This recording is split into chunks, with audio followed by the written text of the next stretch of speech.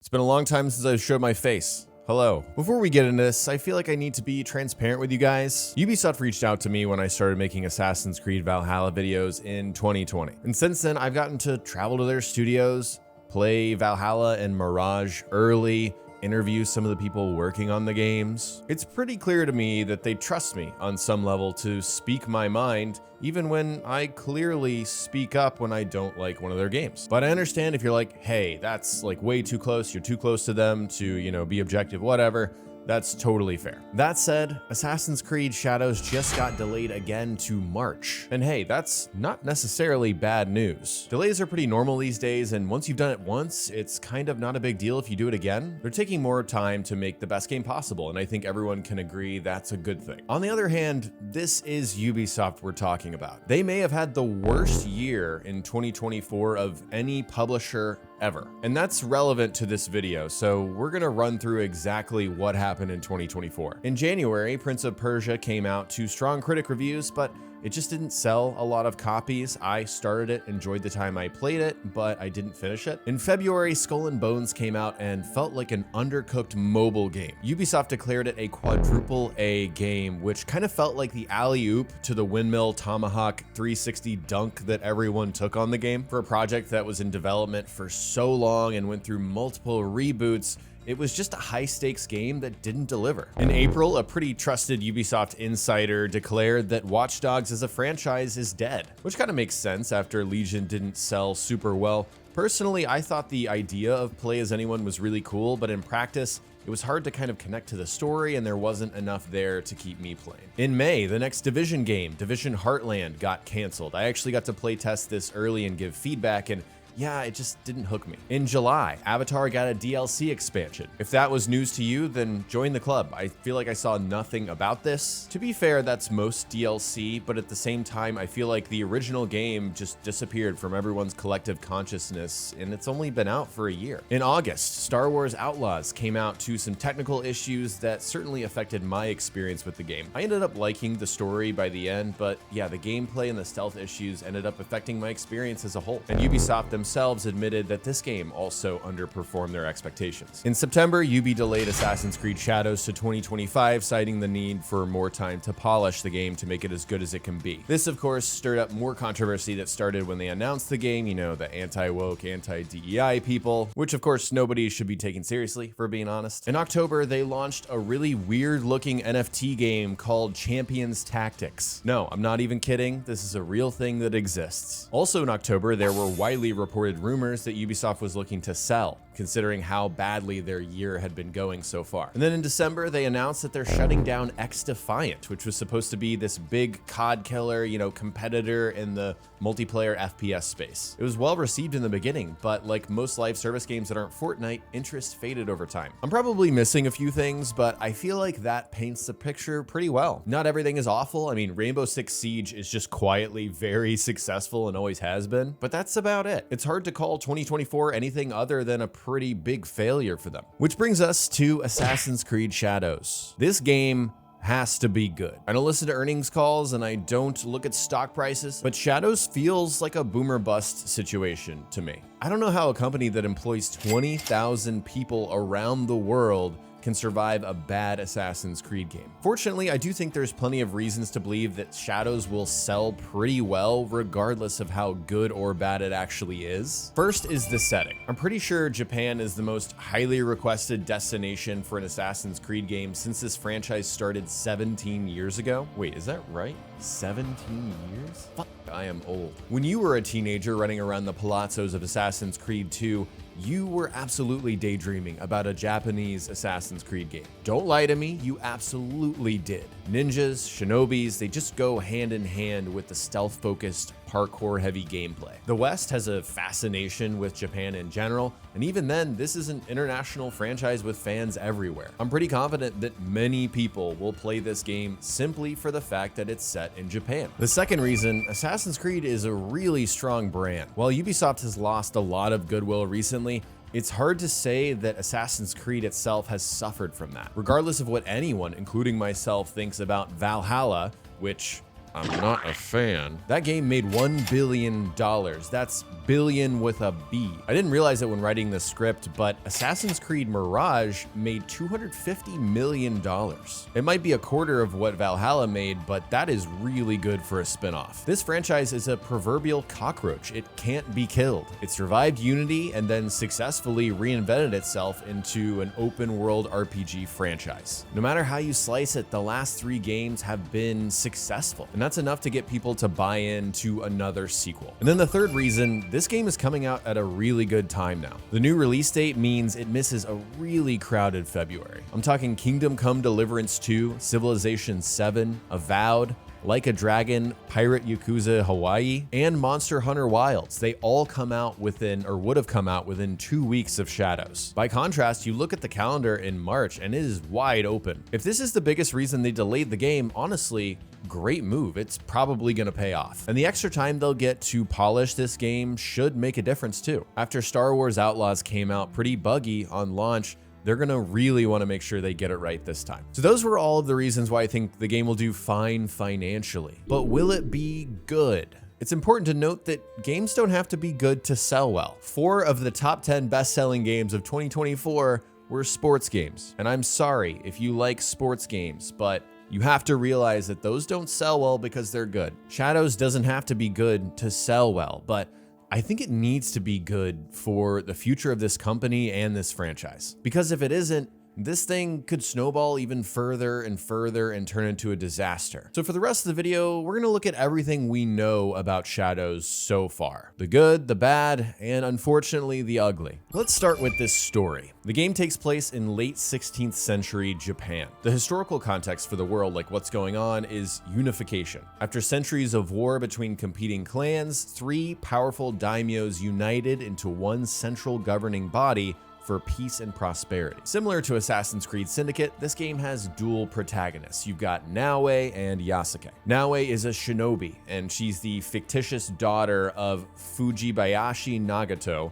who's the leader of his clan in the Iga province, and he's considered one of the greatest shinobi in history. Yasuke is the legendary African samurai who's recruited and employed by Oda Nobunaga, who is one of the 3 unifiers of Japan. These 2 characters meet when Oda and Yasuke attack Naoe's father's land. And then through a series of events we don't know about yet, these 2 decide to band together and work in the shadows to serve the light. Which is to say, these 2 will become assassins. Now I gotta say guys, I really hope the assassins and Templars are in this game in a big way. I don't want proto-assassins, and I especially do not want a protagonist that doesn't want to be an assassin. I want hardcore hooded assassin bros running along rooftops and believing in the creed and carrying out its tenets. I want power-hungry Templars who see unification as a way to grasp control over Japan. This stuff is what I care about in Assassin's Creed stories, and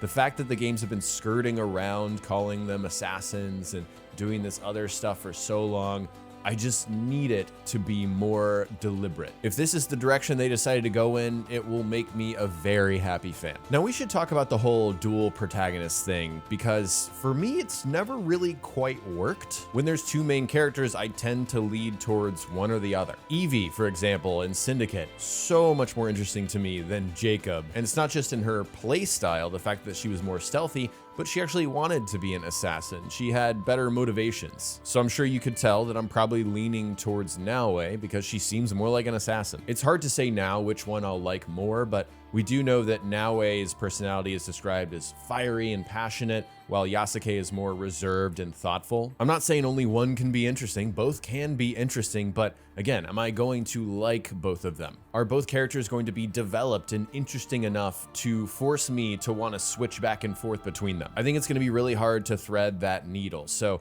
I'm waiting to see if they can pull it off. I also want to stress this, guys. I want to care about this story again. Origins is really the last time I made an emotional connection with an Assassin's Creed protagonist. I mean, Bayek, man, his struggle, his pursuit was so real to me. I didn't feel that in Odyssey, I didn't feel it in Valhalla, and I didn't feel it in Mirage. So I'm just begging Ubisoft, please make me care about these characters and their stories again. Let's talk about this world. Assassin's Creed Shadows, again, takes place in Japan, but it's specifically in central Japan. It's not the whole of the island, it's just one area. The map spreads across 9 different regions, and Ubi has said the map size is most similar to Assassin's Creed Origins. Now, in terms of size and scope of a video game world, that is ideal to me. I prefer a smaller, more focused open world that favors quality over quantity. And obviously, if you ask me, I mean, Odyssey and Valhalla were way too big for their own good. So much of that game is spent on your horse, just traveling between locations. Of course, you could fast travel, but then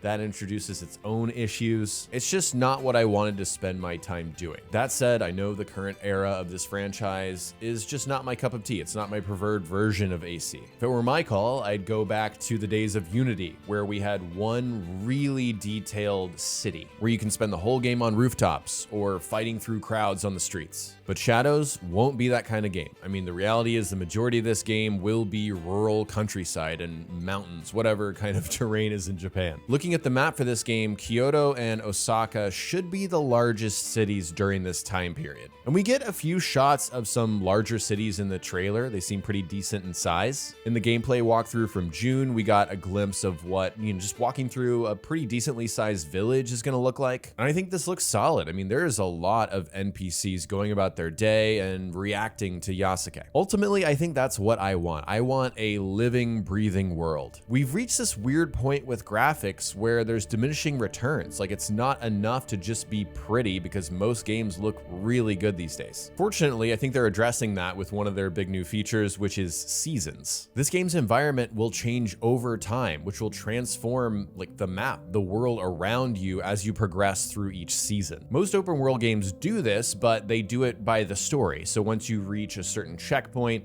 the seasons progress. But Shadows is different. Time will march on no matter where you are in the story, which means you might experience a part of this game at a different season than someone else playing it. We also get dynamic weather, so we'll get to experience what it feels like for a thunderstorm to roll in suddenly. This also affects gameplay quite a bit. In the warmer months, you'll be able to go underwater and hide, but during the winter months, those bodies of water will freeze. And also, you'll slip on ice if you run on it. The sound of rain will actually mask your footstep volume, so you'll be able to do stealth runs easier if it's raining outside. I don't know how deep these systems actually go, but it would be really awesome if NPCs, for example, went inside during storms and like went inside, took shelter, then came back out afterwards. It would be really cool if they traveled less during the winter and we saw just people kind of huddling in around the fire. I think there's a lot of cool, dynamic, open worldy realism stuff that could be going on with this system, and I'm excited to see more. Now is finally the time you parkour sickos have been waiting for. We're gonna talk about free running and parkour. This is perhaps my biggest criticism of the RPG creeds. It's that parkour is just a shadow of its former self. Since you can climb anything, free running is less about deliberate actions that you're making and more like a mode of transportation. You just turn off your brain, hold RTA, and play. Now, Mirage took some great strides, and honestly, I think it feels as good as can be expected for a game that started as a DLC for Valhalla. But I've gotta say, I'm impressed with Shadows so far. Naoe, if you watch her parkour, she looks really fast and agile. If Ubisoft made Eivor intentionally slow because, yeah, they're a Viking, they made Naoe super quick and acrobatic because she's a shinobi. I also really like their decision to separate movement styles between Yasuke and Naoe, because that's a big talking point, right? Like, people don't want Yasuke's existence in this game to hold back the stealth and the cool flair and assassin-y part of Naoe, and I'm in that camp. Fortunately, it doesn't feel that way because she's quicker and she jumps further while he's much slower and drops like a sack of potatoes. Ubi posted a parkour article recently, and there's too much to focus on every detail, but here's some of the highlights for me. The dodge button is now the same button as parkour down. Pressing dodge into the edge will initiate that flip to dismount that we've seen in all the gameplay, while holding parkour down will dismount normally without a flip, so those flips are optional. Parkour up is loud and it generates noise. It's not something you can do 24/7. Also, not everything is climbable in this game. You actually have to look for handholds to climb something, which is a complete 180 from the bigger games lately. She has something called a sprint dodge, which can be used to dive out of windows or over low no obstacles. And yeah, it just looks cool to me. Now, I do want to say again, for you real parkour sickos out there, do not expect Unity. Do not expect the Ezio games. But I do think there's enough here where it feels like parkour is a feature again. It's not something just shoved into the game because it's Assassin's Creed. It's something Ubi wants you to spend time doing. There's a technique and an intention to this. Of course, the jury is still out on whether it's actually going to be good and feel good, but what I'm reading is promising. Stealth is arguably the most important element of any Assassin's Creed game, and that's been forgotten in recent games, except for Mirage, of course. But this time, the setting lends itself perfectly to stealth, so it feels like a true focus again. There's some things I really like here, and some things that I don't. The first thing I like is the decision to get rid of the recon bird. It's not that it was a bad thing, but it's just been around for too long, and I think it was time for a change. Instead, classic Eagle Vision is back, so you can toggle this on and off to look through walls and track enemy movements, and it's not going to be that annoying ping that you have to keep pressing over and over. There's also a separate mode called Observe that lets you tag things, and it's more about collecting information. Now, I think the only reason they make that distinction is because Yasuke doesn't have Eagle Vision, and that's interesting. There's definitely some story implications there that we'll have to see play out. The biggest evolution for stealth in a very long time, though, is how light affects visibility. Now you can hide right in front of enemies as long as you're in the shadows. You can create pockets of darkness by snuffing out lights or taking out lanterns. This is such a cool feature because it affects your entire approach to stealth, just like what you're thinking through when you encounter enemies. It opens up additional routes, it allows you to change the situation, alter it if it's not working out for you, and it adds some realism, which I think is cool. Another addition, you can go prone now, and just this small clip of Naue kind of army crawling through low grass is enough for me. It's so assassiny, I'm into it. As far as tools, she only has 4 options. She has the smoke bomb, she has bells to lure enemies, she's got the kunai for headshots, and then the shuriken to distract enemies. Some tools are better than none, of course, which is again what we had in Valhalla. But Mirage had more tools than this. I mean, there's no like blow dart thing, there's no bomb. I don't know, I just expected more. So I really hope we can unlock more down the line. Moving on to assassinations. Something I've noticed in recent clips that's gotten a lot better is just how fast and lethal the Hidden Blade looks with Naue.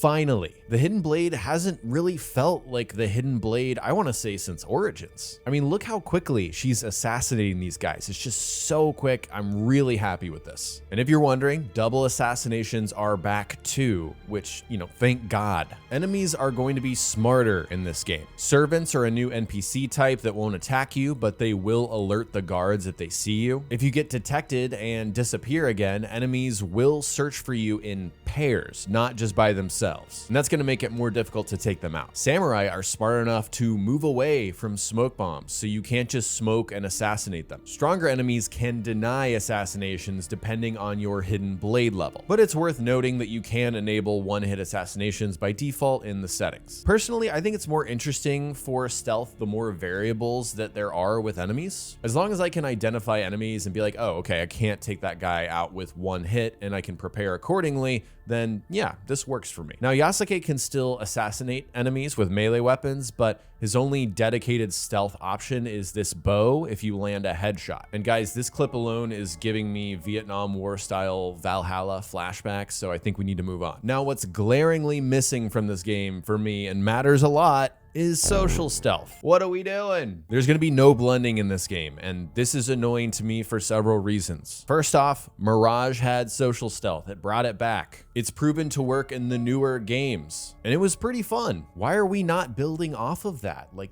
that sucks. Second, I've tried to think of a good excuse for this, like maybe there's not going to be as many NPCs or something like that, but there really is none. We should be able to, for example, blend as a group of servants when we're playing as Naue and slip behind enemy lines. Now, I don't expect to be able to do it as Yasuke for obvious reasons, but there are plenty of NPCs in this game, judging from the gameplay we've seen already. I don't get it. Outside of that pretty glaring omission, I think there's plenty to be excited about in terms of stealth for this game, and I hope it works. Above anything else though, if this stealth is broken or doesn't work, it's just a deal breaker. Like, it needs to be consistent and reliable. Valhalla, as you guys probably know, was plagued with detection issues that made it so frustrating to actually try to be stealthy in that game. So I hope they're using the extra development time to polish this part of the game up. Now it's time to talk about combat, and this is what I'm least excited for. I just don't love the look of these active abilities in particular. They're hyper stylized to the point that I think I'll get tired of these animations and the whole world going dark and the red blood pretty quickly. Mechanically, I just think it's less satisfying to click basically a I win button to do a cool move and deal a lot of damage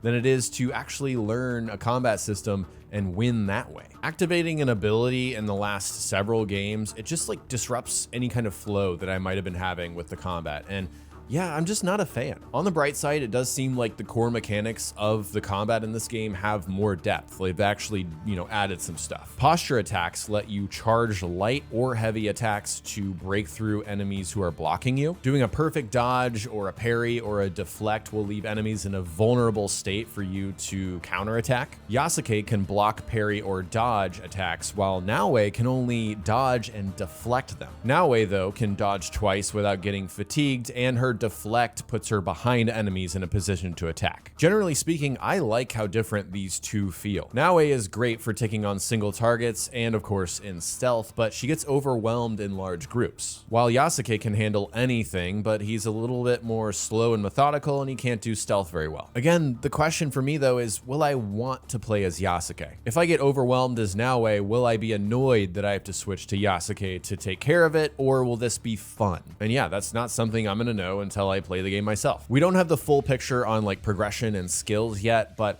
from what I'm reading, it sounds like it's based all around the weapons. You gain experience by defeating enemies, which earns you mastery points, which you can then spend on mastery trees to unlock weapon-specific skills and abilities. And to me, this sounds a lot more like a Black Myth Wukong system, where you're kind of going down a tree specifically for that weapon. Honestly, anything is better than that massive constellation of skills we had to deal with in Valhalla. Now, one thing that does actually excite me about combat is the return of hidden blade combat. Using dual hidden blades as Ezio was one of the most satisfying feelings in those games, and I've really missed that. Naoe combines her hidden blade with the Tanto for this super flippy acrobatic combat style, and it just looks awesome to me. The last bit we know about combat involves enemies, and there's so many, like we don't need to go through them one by one, but generally speaking, there is a decent variety, which is great, and that's something that Ubi's pretty good at. Some enemies use flurry attacks, which can't be interrupted, but if you parry all of them, it triggers a vulnerable state. And then unstoppable attacks, so there's classic glowing red, get out of the way or you're gonna get screwed attacks. They do mention Samurai, Daisho, and Guardians as the toughest enemies in this game because they have unique movesets and scenarios, so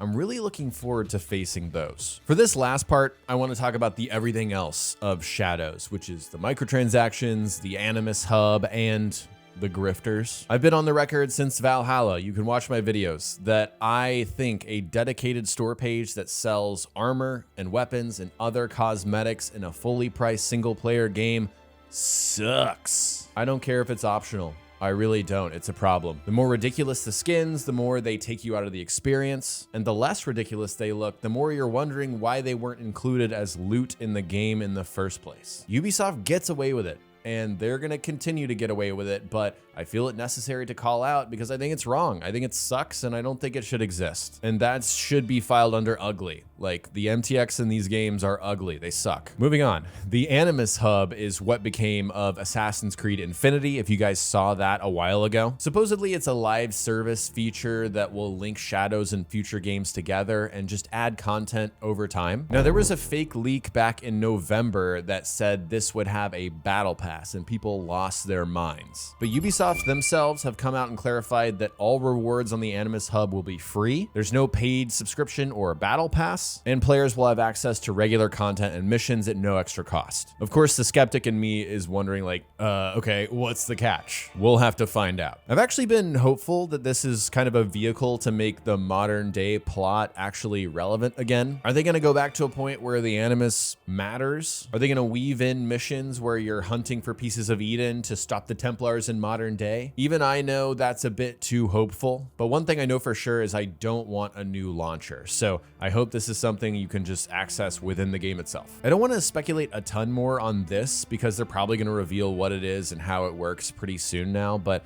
I've got my fingers crossed. Finally, let's talk about the ugly. That's the grifters. I know they don't deserve the time of day, I really do, but it's become part of the story to the point that Ubisoft themselves felt the need to respond to them. And I really wish they didn't, because it ends up validating these people, but here we are. They're getting so desperate now, it's insane. The latest absurd thing I've seen is that Ubisoft delayed the game to March 20th because there was a subway attack in Tokyo on that date 30 years ago. And they think that they did that on purpose because they want to insult Japan for some reason. I don't know, man. The whole Yasuke debate feels like a culture war talking point that nobody actually cares about. I've always seen this as historical fiction. That's what Assassin's Creed is. And Yasuke fits firmly in that category. Full stop. I know it's easy to get sucked down these rabbit holes, but if you believe just like an inkling of what these people are saying, please don't fall for it. These people don't even believe what they're saying. They just want to make you mad because keeping you angry makes them money. So yeah, man, just don't. It's stupid. Just don't.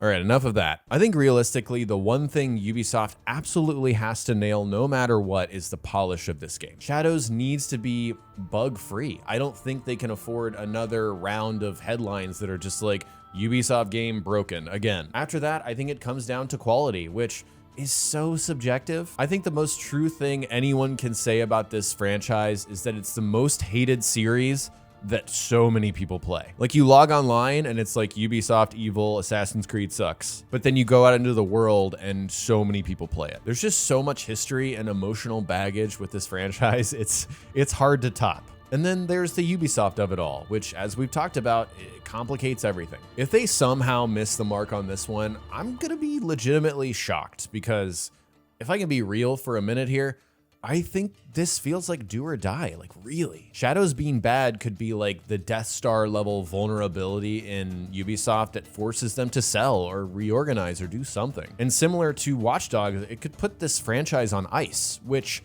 for as much as I don't like some of the newer games, I would just hate to see that. So there you have it. AC Shadows needs to be good, and I really hope it is. Now, I don't know if I'm putting this video up before I'm allowed to say anything, but I'm recording this just in case. I'm flying to Quebec City to play Assassin's Creed Shadows.